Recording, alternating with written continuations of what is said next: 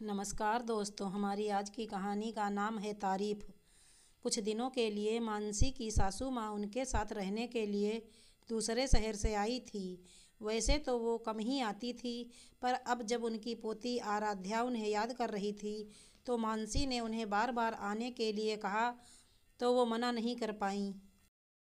मानसी एक पढ़ी लिखी लड़की थी। शादी के बाद कुछ वर्षों तक उसने नौकरी भी की थी, पर आराध्या के लिए उसे अपनी नौकरी छोड़नी पड़ी थी। दादी के आने से 12 वर्ष की आराध्या बहुत खुश हो गई थी। मानसी भी अपनी सासू माँ की सेवा में लगी हुई थी।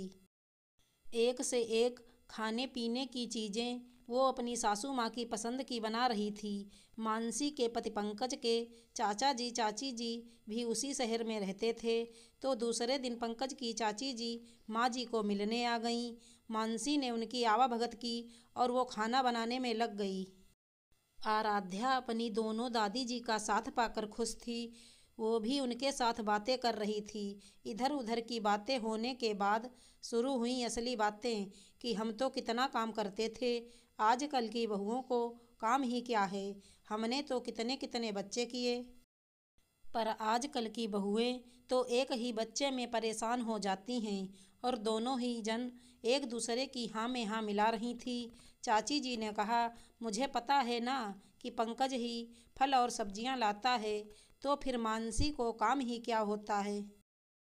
अब तक चुपचाप सब कुछ सुनने वाली आराध्या झट से अपनी मम्मा के पास गई और कहा, मम्मा, क्या सिर्फ फल और सब्जियां ही लाना काम होता है? आप कितना काम करती हो, मेरी पढ़ाई का कितना ध्यान देती हो, खाना बनाना, साफ सफाई करती हो और ऑनलाइन कोचिंग भी देती हो। फिर ये दादी जी ऐसा क्यों कह रहे हैं? कोई भी आपकी तारीफ नहीं कर रहा है। मानसी ने मुस्कुराते हुए आराध्या को कहा, बेटा, मेरी तारीफ, वो भी ससुराल में? असमंजस में पड़ी आराध्या ने पूछा, मतलब? मानसी ने कहा, तुम अभी जाकर पढ़ाई करो, मैं तुम्हें रात में समझाती हूँ। मानसी ने प्यार से सबको खाना खिलाया। अब चाची जी भी घर जा चुकी थी और माँ जी अपना पसंदीदा टीवी सीरियल देख रही थी। यहीं सही मौका है, सोचकर आराध्या मानसी के पास आई और कहा, मम्मा, अब तो आपका सारा काम भी हो चुका है। अब प्लीज़ मुझे आप दोपहर की बात का मतलब समझाएंगी? हाँ बेटा, आओ मेरे पास। ऐसा कहकर मानसी ने आराध्या को अपने पास बिठा लिया।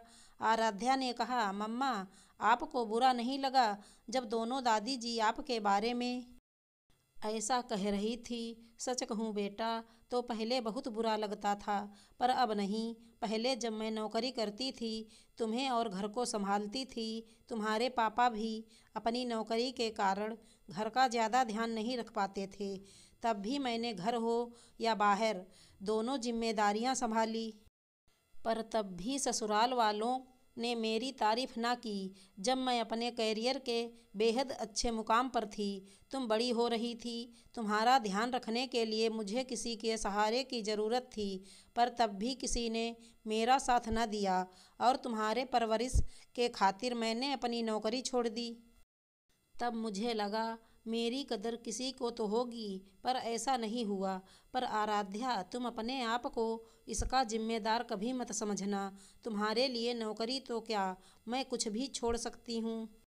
जब तुम स्कूल में फर्स्ट आती हो, पढ़ाई, खेल कूद या कोई भी एक्टिविटी हो, तुम हमेशा आगे रहती हो। तब भी सब ससुराल वाले कहते हैं कि तुम बिल्कुल अपने पापा पर गई हो, पर तब कोई ये नहीं समझता कि उसके लिए मैंने तुम्हारे पीछे कितनी मेहनत की है। जब इस शहर में हमने घर लेने की बात की थी, तब दादी जी ने कहा था, इतनी भी क्या जल्दी है, हम भी तो कितने सालों तक किराए के ही मकान में रहे। हालांकि हमने उनसे कोई भी पैसों की मदद नहीं मांगी थी। फिर आपके पापा को ज़्यादा परेशानी ना हो, इसलिए मैंने अपने गहने बेच दिए और साथ ही मेरे बचत किए हुए सारे पैसे भी उन्हें दे दिए थे। पर जब भी कोई ये घर देखता तो कहता, पंकज, तुमने अच्छा घर बनाया है, पर मेरी तारीफ किसी ने न की। और इस तरह जीवन में कई अनुभव आते गए। समझ गई कि मेरी तारीफ, वो भी ससुराल में, असंभव। आराध्या, इसका मतलब ये नहीं है कि कोई आपकी तारीफ करे तो ही आप अच्छे हो, वरना नहीं। हमें खुद की नज़र में सही रहना है। हमें अपने कर्तव्यों का पालन करना है। फिर चाहे कोई तारीफ करे या ना करे, हमें फ़र्क नहीं पड़ना चाहिए। बेटा, ये सब बताकर मैं आपको आपके दादी, पापा या परिवार के खिलाफ ना तो भड़का रही हूँ और ना ही यह कह रही हूँ कि सारे ससुराल वाले ऐसे ही होते हैं। मैं तो बस इतना चाहती हूँ कि तुम जिंदगी में कभी तारीफ पाने के पीछे मत भागना। पर हाँ, साथ ही अपनी जिम्मेदारियों से भी कभी मुंह मत मोड़ना। हाँ मम्मा, मैं समझ गई। आराध्या ने कहा, इतना कुछ होने के बाद भी आप पापा का, दादी जी का, मेरा और पूरे परिवार का कितना ध्यान रखती हो, वो भी बिना किसी उम्मीद के। I love you mamma and I am proud of you. बस कर आराध्या, मुझे इतनी तारीफ की आदत नहीं है। ऐसा कहकर वो दोनों खिलखिलाकर हंस पड़ी। आशा करती हूँ हमारी कहानी अच्छी लगी होगी। धन्यवाद दोस्तों।